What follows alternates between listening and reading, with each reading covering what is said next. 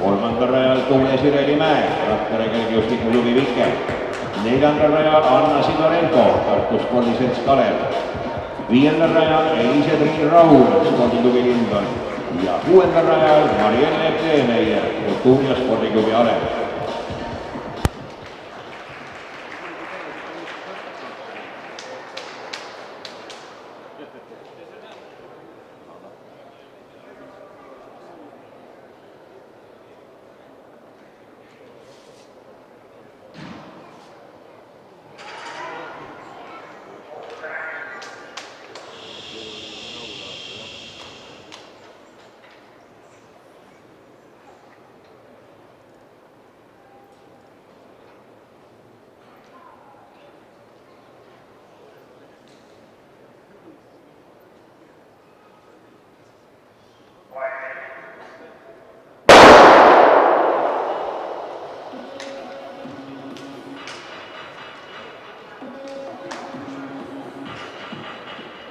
Tundub vähemasti, et Elise Triin Raul on selles jooksus praegu liider ja juba Marielle Kleemeierist, kes temast siis väljaspool rajalt sattus mööda jõudnud kui minnakse ühisele rajale, aga Marielle Kleemeier ei kanna ka alla ja võtab nüüd siis Elise Triin Rauliga kohe selja taha, kolmandana jooksmas Anna Sidorenko.